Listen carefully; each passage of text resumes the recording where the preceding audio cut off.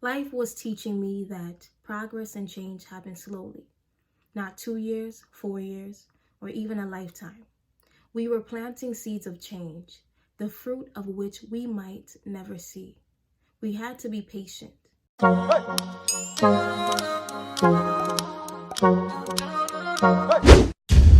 hello, what's up? It's your girl, Just Say Shan, and I am back with another episode. And yes, I missed y'all so much, and I truly apologize for not uploading a video last week. But you know what?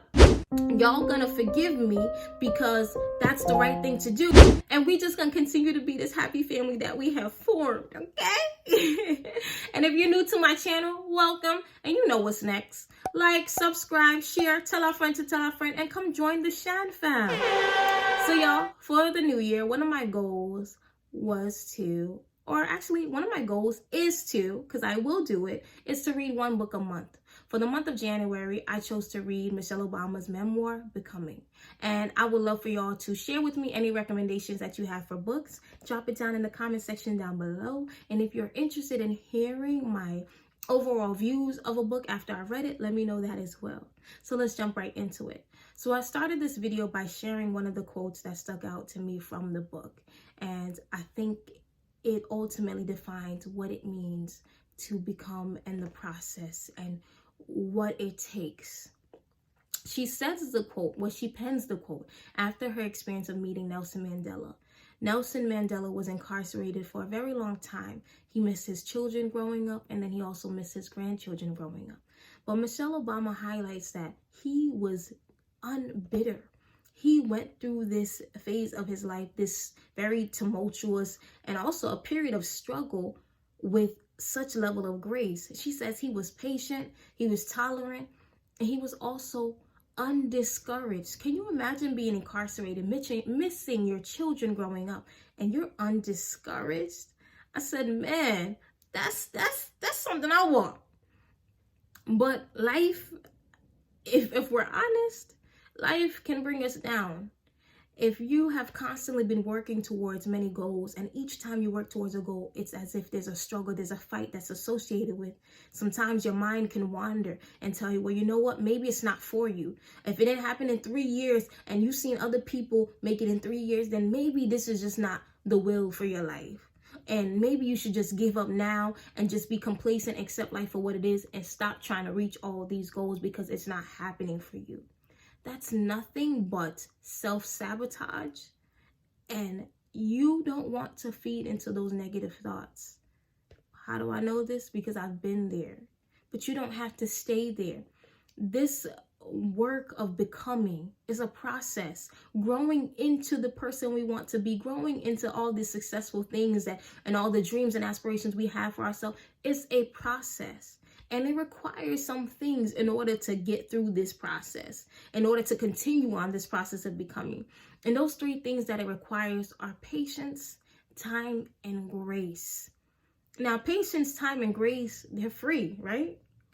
The only thing that it'll cost you to put in place patience, time, and grace is to give up your self-doubts and to give up your self-sabotaging ways.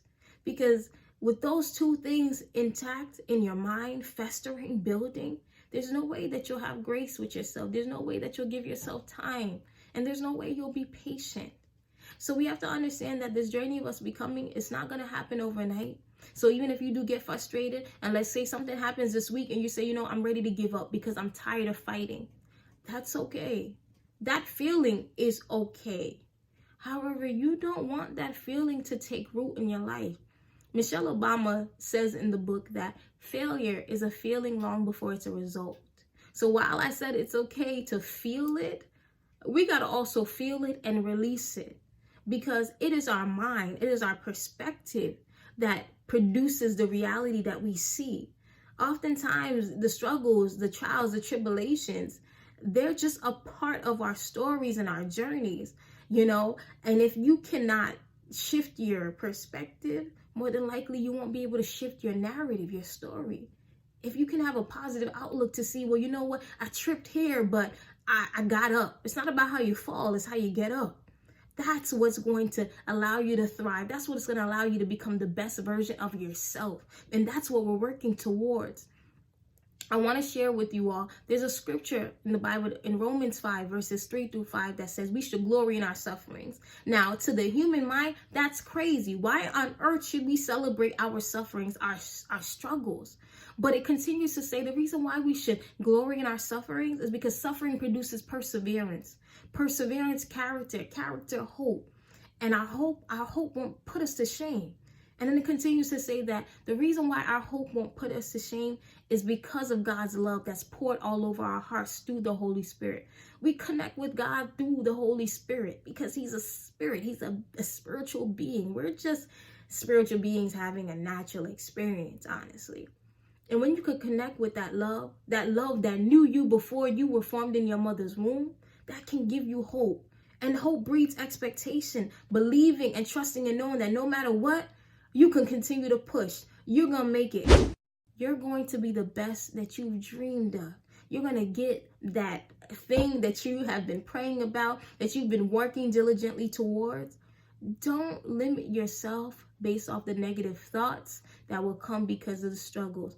The word just told us that we should just glory in it, be happy for it, because it is creating that strength that we need.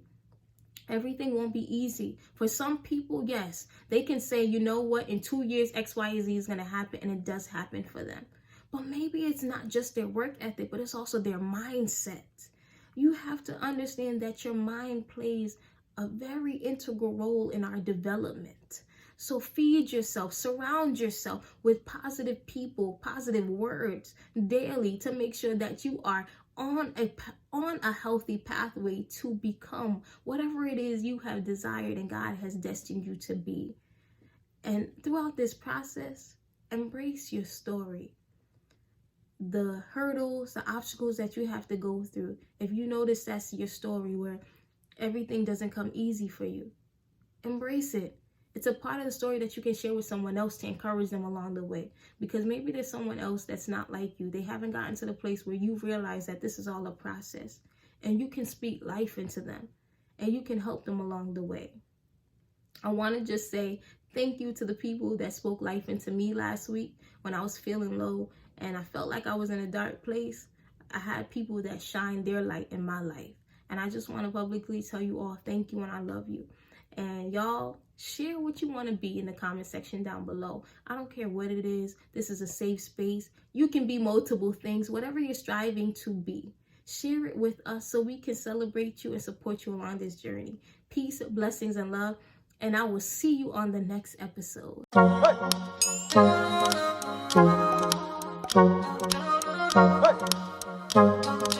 Hey.